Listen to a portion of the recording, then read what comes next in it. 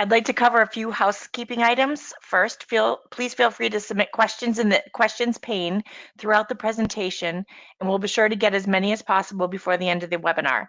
Also, please note that we will follow today's presentation with an email message and further details about Release 108. I would like to introduce you to our presenter, Andrea Winters, and she's a project manager and implementation consultant with itslearning and brings a wealth of product knowledge and experience to today's presentation. Andrea, I'm now going to hand things over to you. Thanks, Kim. Hi, everyone. Welcome to our Release 108 webinar. Before we get started, I just want to remind everyone that these release webinars are really just to give you an overview of the new features and functionalities that you will be seeing coming to your sites within the next couple of days or within a week, depending on our staggered rollouts. But if you need more information, please contact your project manager, and we have some additional information at the end for some help. So we'll go ahead and get started. This webinar is going to be kind of short because we don't really have a whole lot of information in this 108 because we're really kind of gearing up for our back to school webinar later this summer.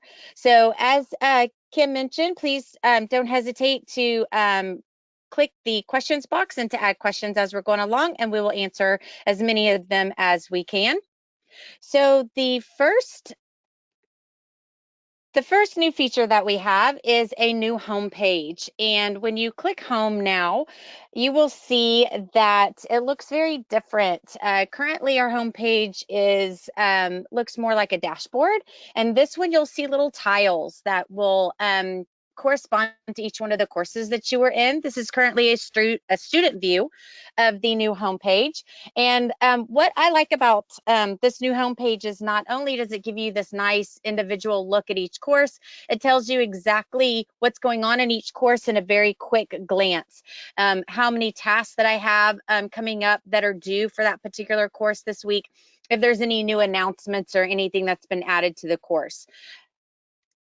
Also, for the teacher view, doesn't look much different, but the teacher view, instead of announcements and things like that, has follow-up tasks, and those follow-up tasks typically correspond to any assignments that the students have turned in that maybe the teacher needs to take a look at. So a new home page. And before, I know some people might be a little anxious about this very different change.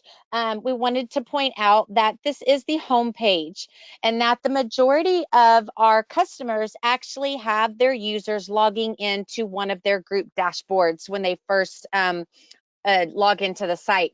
So they will not necessarily right off the bat see something very different. They would actually have to come up to their toolbar and click the home to be able to see this change. If your district has the users launching directly into the home page, however, then you will immediately see this change. The other thing I'd like to point out is that when teachers go into this new home page, they can actually have a little more personalization to their courses. This includes integrated courses as well. They can add a friendly name. And this is something that we know a lot of our customers have asked for. We normally have these long names that come directly from our student information system, our master course scheduling. And so sometimes they're not the friendliest of names, and they get a little confusing.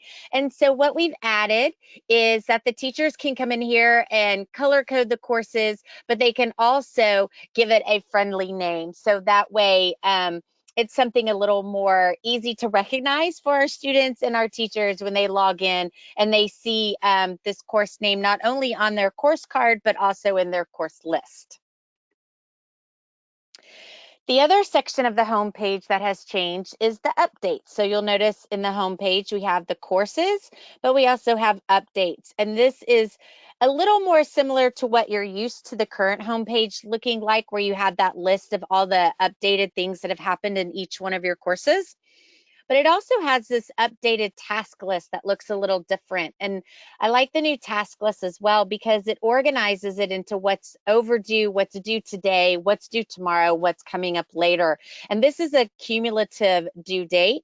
So whereas on my course list, I could see it by class and how many tasks that I have, this one will accumulate all of those tasks together and what's due today, tomorrow, and etc. So it gives you kind of a little different way to look at those tasks that are due and that are coming up real soon. This task list will also carry over into the individual courses. So in the individual courses, it just had a list currently of everything that was due, whether it was past due, whether it was due tomorrow, whether it was due in 3 weeks. It was just kind of listed there on the right-hand side of the course. And so we've carried this new grouped task list into the courses as well, so that when the students actually log into their course and they hit that overview page, they can see their tasks chunked into those very nice differentiated timelines as to what's overdue or due today or due tomorrow. And so it gives students the opportunity to really get a little more organized and prioritize some of those things that are coming up. This homepage layout might take a little bit longer for us to see.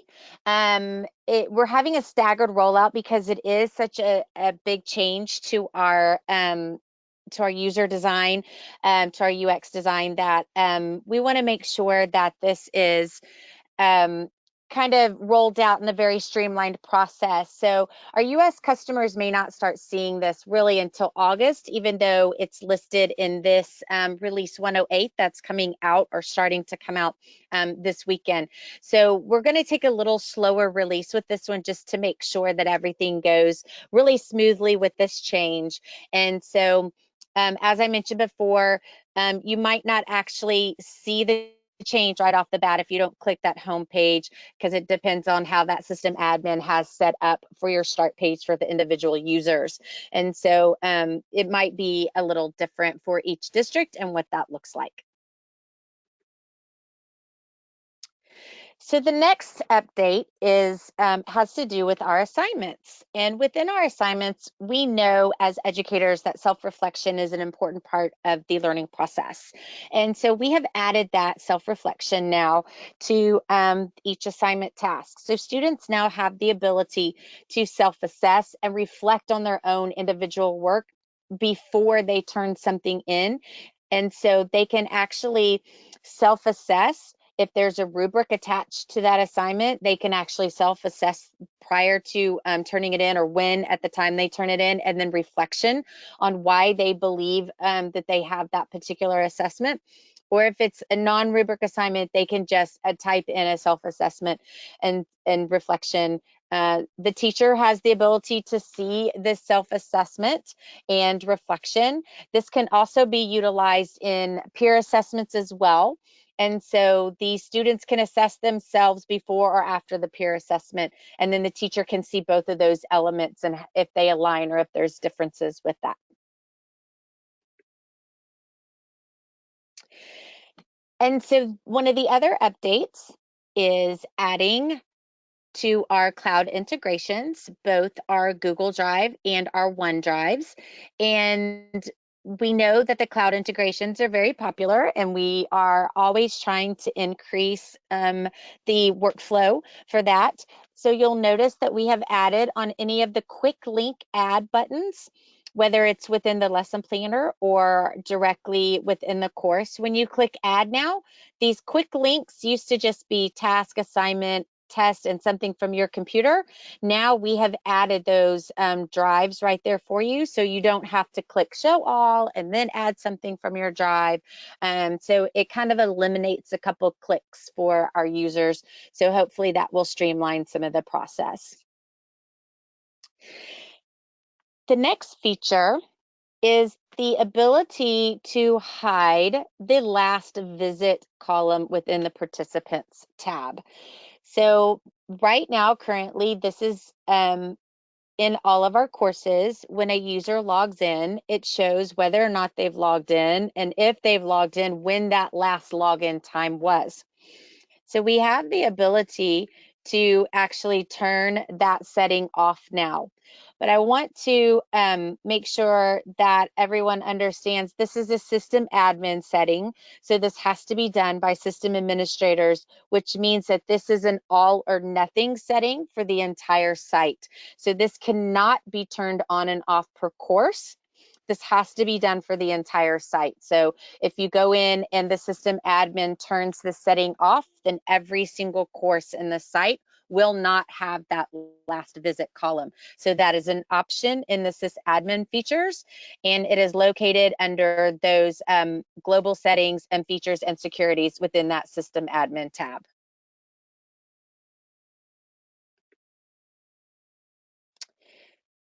So other minimal changes that you will see coming very soon with this release 108 is just some verbiage and some terminology. And so when we have, for example, you are adding something in that quick add link and it says add from computer, now you might see add from your device and icons that would correspond to whether you were on a mobile device, whether you're on a computer. And we've also updated this terminology and icons for Chromebook users as well. Kind of eliminate some of the confusion for our end users. If you were updating or adding a file and you were on an iPad and you saw from your computer, we heard the feedback from our users that that's a little confusing. And so we have streamlined some of that verbiage, and you'll see that in this next release in the next few days. In our customized settings, individual users have the ability to change the language within our site, and so that things will be user-friendly for our non-English speakers. And so you have the ability to change the settings, the language settings. With the release 108, we have now added simplified Chinese. That was not available until this release. And so that was a request by many of our customers to have that language added to those customized settings. And so you will be seeing that as well.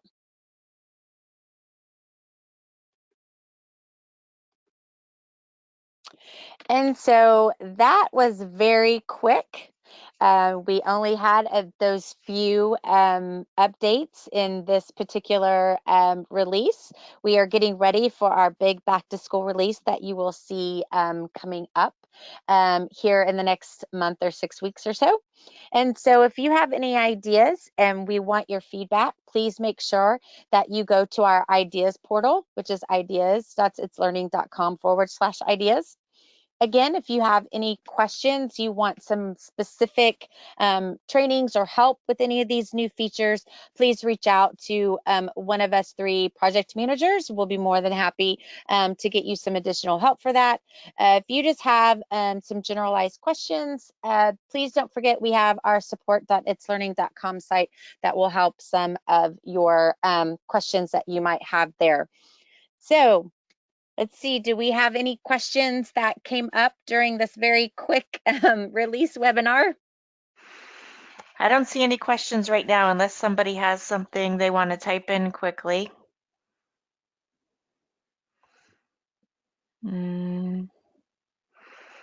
I don't think so. So Andrea, thank you. That was great. And thanks to all in the audience who listened in today. Just a reminder that we'll follow up with an email and a recording of today's webinar, as well as further details about Release 108. There will be an email going out this afternoon to all of our customers with the release notes, so be on the lookout for that. So thank you. Have a great afternoon, and we will talk to you soon.